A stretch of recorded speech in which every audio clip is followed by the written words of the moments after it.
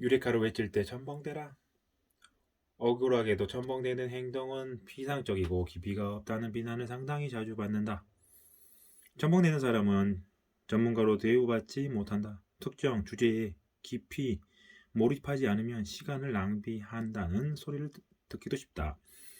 하지만 깊이는 상대적 개념이고 특정 수준과 특정 종류 첨벙대는 창의성과 삶에 분명히 유익하다. 빅 뮤니스는 첨벙대기로 이익을 얻은 산 증인이다. 브라질을 떠나 뉴욕으로 오기 전까지 뮤니즈는 광고계에서 일했고 뉴욕에 도착하자 생계를 유지하기 위해 표구 제작자로 일했고 그 후 조각, 그림, 사진에도 손을 댔다. 그 창작품에는 그동안 걸어온 여정의 발자취가 담겨 있다. 광고계에서 일했던 경험은 일상의 물체와 브랜드의 힘을 인식하는 계기가 되었다.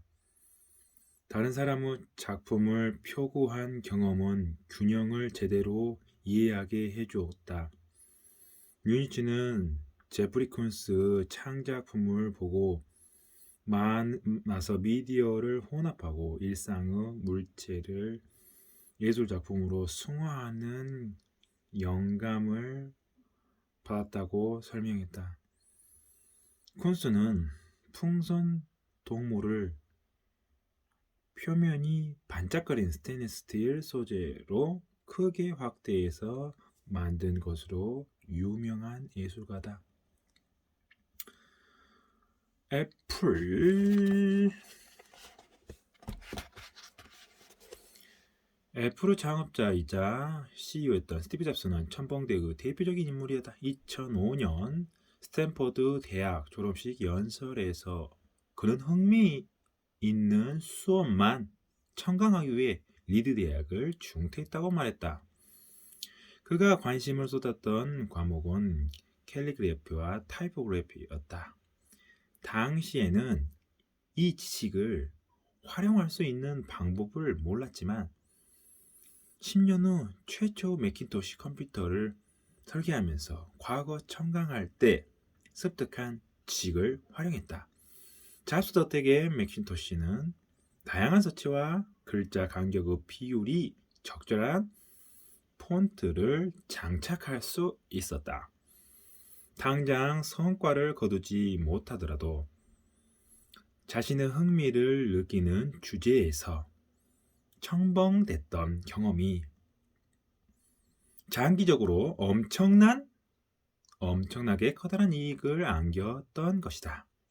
알베르트 아인슈타인과 타블로 피카소 같은 창의적인 천재는 어땠을까? 두 사람이 창의성을 발휘한 세계는 다르지만 과학과 예술가의 뇌는 비슷하게 작용하고 특히 복잡한 감각, 사고, 감정을 통합해야 하는 영역에서 그렇다. 두 집단 모두 디폴트 모드 네트워크가 매우 활발해서 단지 아이디어의 깊이만 아니라 아이디어의 연결이 중요하다는 것을 보여준다. 이것이 우리가 이리저리 첨벙대야 하는 이유이다. 경험을 많이 할수록 연결할 아이디어가 많고 그렇게 연결된 아이디어가 자신이 찾고 있는 잃어버린 고리일 수 있다. 아인슈타인과 피카소는 서로 만난 적이 없지만 당대 수학자이자 물리학자, 철학자였던 앙리 프랭카레에게 강한 영향을 받았다. 두 사람은 각각의 두뇌 집단, 즉 아인슈타인은 연구 집단, 피카소는 아방가르적 지식인 집단과 함께 푸엥카레의 이론을 토론했다. 아인슈타인은 푸엥카레의 탁월한 수학과학 이론의 수준을 몇 단계 끌어올려 상대성 이론을 만들어냈다. 피카소는 모든 사물을 한 번에 볼 수 있는 4차원의 존재에 관한 뿌엔카레의 아이디어에서 영감을 받았다. 그래서 아비뇽의 여인들에서 한 얼굴의 4차원, 즉 앞면과 옆면을 동시에 묘사했다. 아인슈타인도 피카소도 다수 분야에서 첨벙됐다. 아인슈타인은 미학 이론의 깊이 영향을 받았고 프로이트 저술에 매료됐다. 피카소는 사진과 엑스레이 기술에 큰 영향을 받았다. 두 사람 모두 자신이 부차적으로 관심을 기울인 분야에서 전문가가 되겠다고는 생각하지 않았다. 그저 호기심을 충족시키고 자신들의 반응을 깊이 고찰하고 결과적으로 떠오른 아이디어를 자신이 속한 두뇌 집단과 토론했다. 이러한 과정을 거쳐 산출된 결과가 세상을 바꾼 것이다. 여러 분야에서 첨벙되겠다고 결정하는 것은 뜻깊은 선택이다. 특정 분야를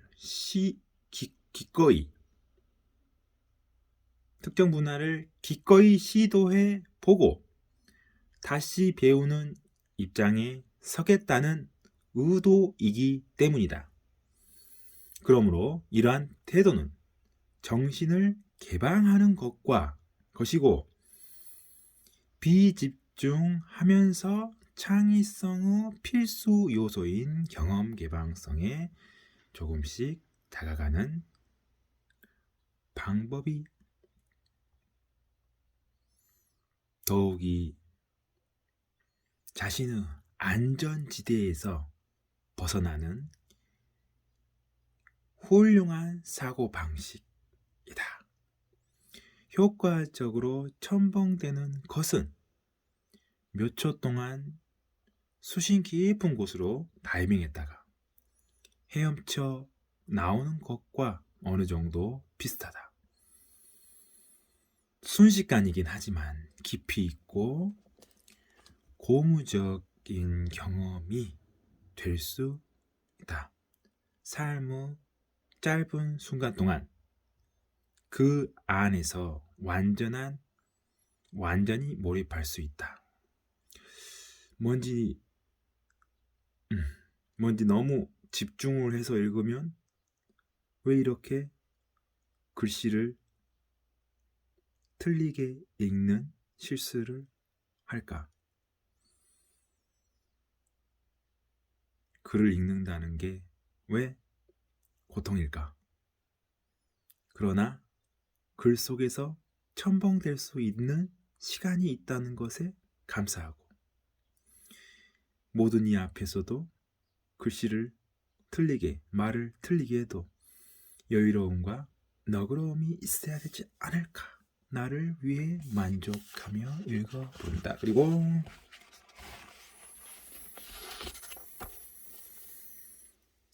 자신의 삶에 색을 입히기. 자신의 재능과 관심사를 폭 좁게 정의하며 안주하지 마라. 자신의 기질을 정적으로 서술하며 얽매이지 마라. 자신을 묘사하는 사항 몇 가지를 적어 자신이 가진 본질적으로 다른 관심사가 무엇인지 밝혀라. 생활하면서 자신의 관심을 발전시킬 수 있는 방법을 즉시 찾을 수 있으면 얼마나 멋지겠는가.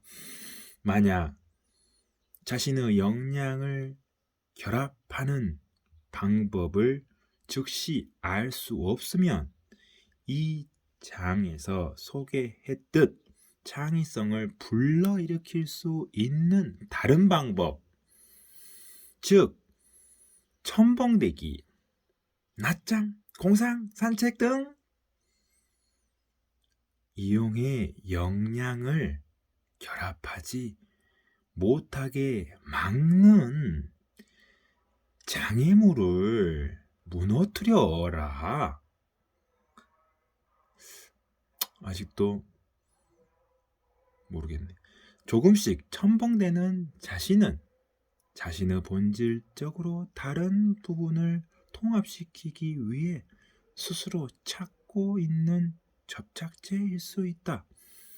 마라톤, 음악 레슨, 음악 믹싱, 도자기 만들기 등은 사람들의 삶에 만족을 안기고 색을 입히는 활동이다.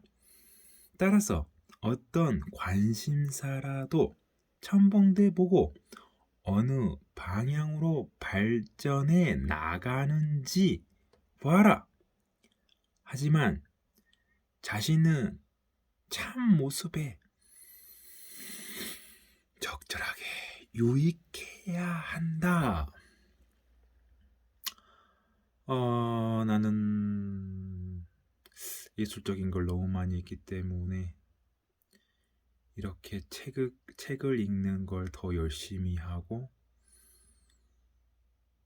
외국어를 배우는 걸 열심히 하는 게 반대적인 사고 나에게서 벗어나서 또 다른 훌륭한 배움을